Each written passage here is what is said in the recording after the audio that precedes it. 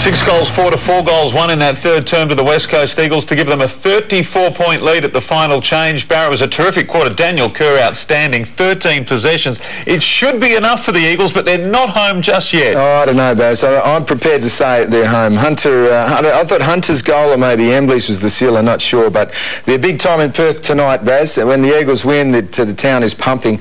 There's the stats. Embley, he's just bounced back to form. He's been sensational. 24 possessions. Selwood, another great game.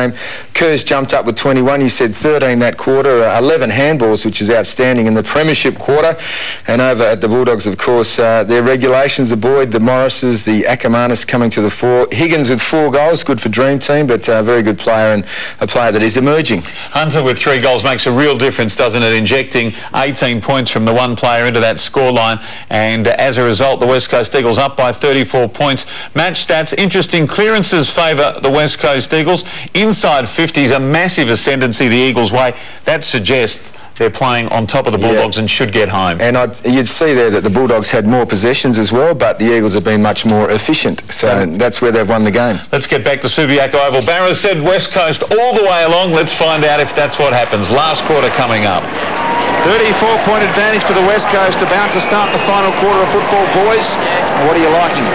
Well, the Bulldogs are going to come out, and they have to. They haven't brought their game today. They've come up against very good resistance and a very good Eagles, but they're going to have a real crack at it. They're going to have to, but the Eagles, they wouldn't want to lose it from here, given how much they've invested into this game. I'm liking the fact that we know the Bulldogs can put on an 8-goal spurt. They haven't seen it. They haven't been on the top of the game, as you said, Jacko. They've got Acker in the middle. They're going to throw everything at it for the first 15 minutes, and I think that's going to be a great show. Lee Colbert clarifying that rule that you can't push.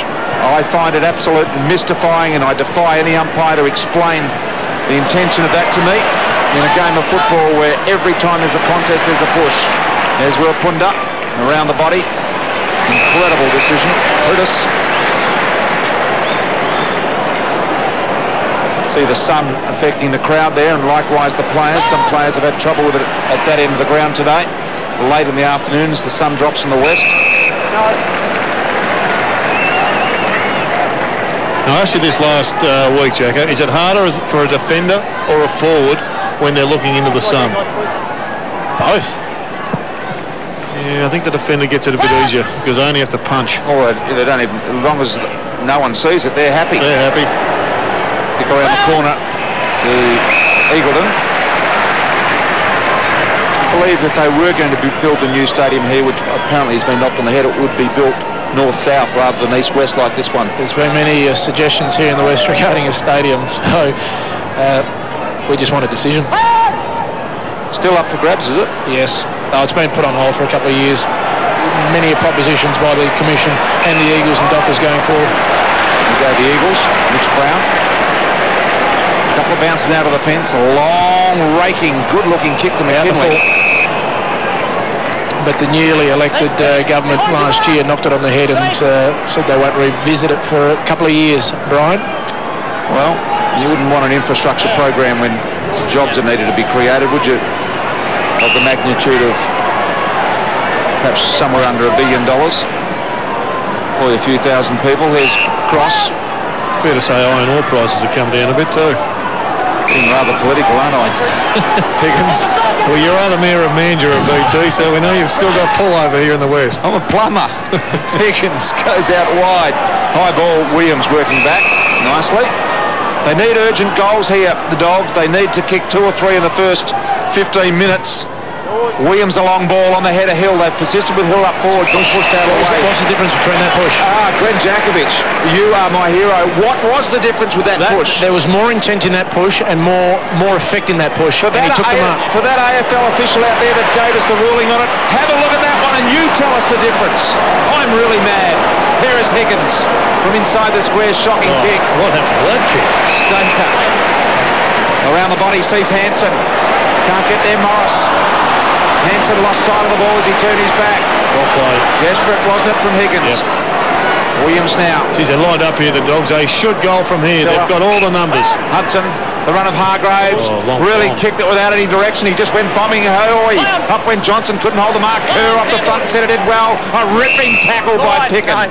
Well, the long bomb Well, they went out with Snake Baker. There was 4 different Here's the push. Here's the big push. That's a definite push. No. And it's against Hill again. It was in the other marking, Joel, in the third quarter where he did get the free kick his way. Come on, unnamed AFL official, explain that one to us. Up goes Hanson, knocking the ball down. There's Morris. Got it off to Boyd, who rips the ball to Hill. This time he holds his feet in front, did well. Lost control, regains possession. Quick snap missed. Lost the face out of bounds. So he did everything but kick the goal. Young Josh Hill. He's the player for him. He's certainly dangerous on the ground and in the air. He can himself quite well in the air.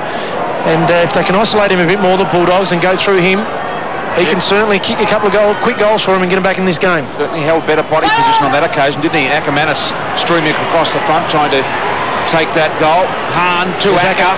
He can kick the impossible goal, but not on this occasion. He's just lurking, isn't he? They're on their toes, the Bulldogs. They're certainly initiating forward thrusts going into their forward line. Colby, there's got to be something wrong with June Syracuse. For him not to be on the ground, they've got Griffin off the ground. For June Syracuse not to be on the ground, it just either strikes that he's injured or he's out of favour with the coach. Well, he hasn't moved for nearly 2 quarters now, but I was up busily trying to get that name of that AFL investigator, but I'm sworn to secrecy, boys. I know who it is, but I can't tell you. I tell you what, if Glenn Jakovich can name his list, you can name your official. Come on, Colby, I want it out of him by the end of the quarter. Here goes Rosa from beyond the arc. The goal umpire hasn't moved. Needs a good bounce. Got it. There's a nail in the coffin of the Dogs.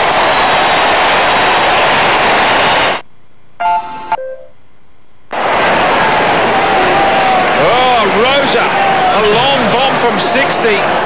Margin 39. Oh, boy. Rosa. It's all coming out. It is. We think could have been on the list. He's a very promising player. Surely far too young to be on the list. Oh, silence.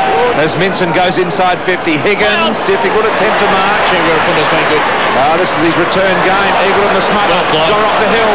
Hill can give it to Gilby. Gilby runs into the open goal, almost stubs his toe and gets one back for the Dogs. Visualize your spine straightening out. What are you up to? Working out.